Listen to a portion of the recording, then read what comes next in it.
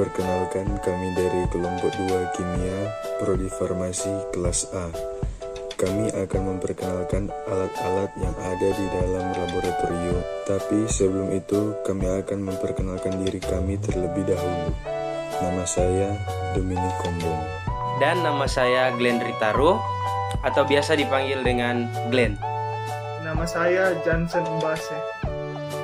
Perkenalkan, nama saya Friska Ulia Rumbayan. Perkenalkan, nama saya Agnes Mandorang, biasa dipanggil Eva. Hai, nama saya Maria Luisa Ayu. Nama saya Quintri Natalia Gambuan, biasa dipanggil Natalia.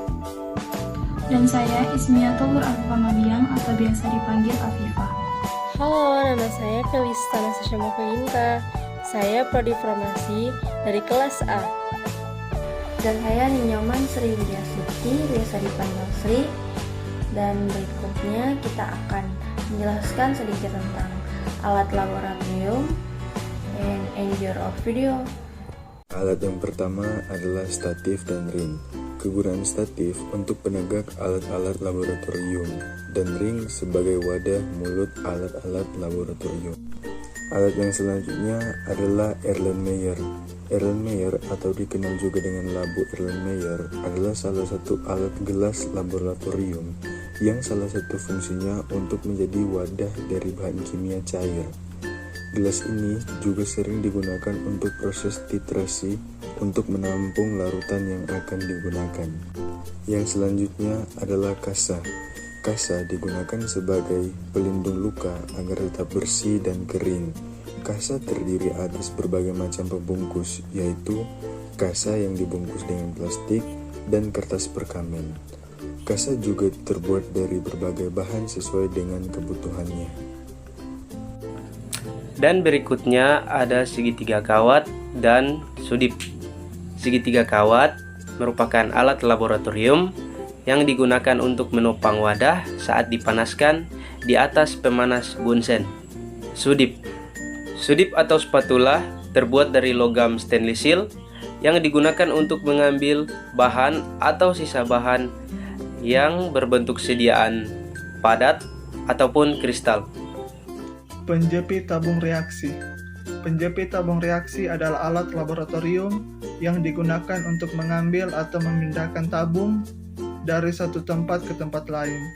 Tak hanya itu, penjepit ini juga bisa menjadi alat yang multifungsi untuk menunjang penelitian di laboratorium, seperti mengambil kertas saringan atau benda lain jika dalam kondisi yang masih panas. Alat yang satu ini memiliki dua jenis bahan dasar, yakni kayu dan juga besi atau logam. Namun keduanya memiliki bentuk yang mirip, yakni seperti bentuk capit kepiting dengan diameter 10-25 mm. Pipet tetes. Pipet tetes sudah digunakan sejak tahun 1700-an dan sering dipakai di laboratorium kimia. Desain pipet sepenuhnya sesuai dengan prinsip ergonis dan ditandai dengan pembongkaran dan perawatan yang mudah. Fungsi pipet tetes sebagai saluran tunggal yang biasa digunakan di laboratorium biologi dan kimia untuk memindahkan cairan dengan volume kecil dan merupakan alat ukur untuk memindahkan cairan dari wadah aslinya ke wadah lain dalam jarak tertentu. Gelas piala berfungsi sebagai wadah penampung yang digunakan untuk mencampur, mengaduk, dan memanaskan cairan. Dan corong berfungsi sebagai alat bantu untuk memasukkan dan memindahkan larutan ke wadah atau tempat yang mempunyai dimensi pemasukan sampel bahan kecil. Untuk yang selanjutnya adalah tabung reaksi. Tabung reaksi atau yang biasa dikenal sebagai reaction tube atau test tube adalah alat bantu untuk mempermudah proses penelitian dalam laboratorium. Nah, tabung reaksi ini berfungsi untuk mereaksikan dua atau lebih larutan kimia. Selain itu, tabung reaksi juga dapat berfungsi sebagai tempat pengembangbiakan mikroba dalam media cair. Untuk alat selanjutnya adalah batang pengaduk. Nah, batang pengaduk ini adalah alat laboratorium yang berfungsi untuk mencampurkan bahan kimia untuk keperluan laboratorium. Nah, batang pengaduk ini biasanya terbuat dari kaca pejal dengan ukuran yang hampir sama dengan sedotan minum. Hanya saja, batang pengaduk ini hanya sedikit lebih panjang dan ujungnya membulat. Untuk alat selanjutnya yaitu pipet volumetrik. Pipet volumetrik berfungsi untuk mengambil larutan dalam jumlah tertentu dengan tepat. Gelas ukur adalah peralatan laboratorium yang digunakan untuk mengukur suatu volume. Fungsi dari gelas ukur adalah untuk mengukur suatu cairan atau suatu zat dengan tepat. Sekarang saya akan menjelaskan tentang labu ukur. Labu ukur adalah peralatan laboratorium yang memiliki bentuk seperti buah pir. Memiliki bagian bawah datar dan bulat dengan leher yang panjang. Sesuai dengan namanya, labu ukur berfungsi untuk mengukur volume suatu larutan dengan menggunakan konsentrasi tertentu. Alat ini biasanya digunakan pada praktikum kimia untuk pengeceran suatu larutan.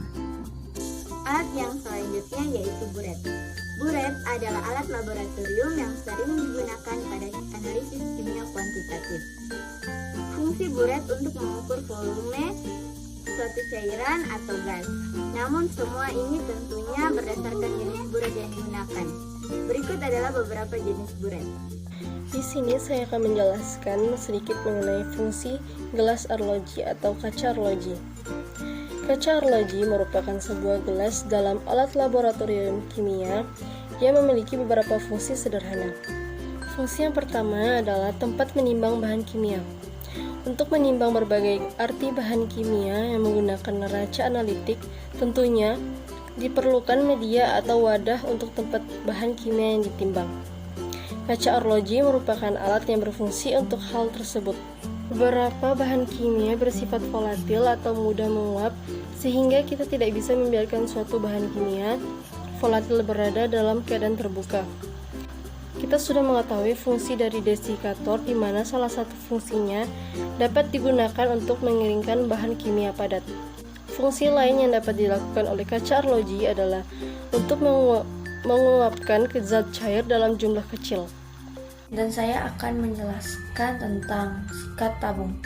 Sikat tabung adalah alat laboratorium yang biasa digunakan untuk membersihkan tabung reaksi, gelas ukur, labu ukur, dan alat-alat laboratorium lainnya yang biasa digunakan setelah melakukan praktikum.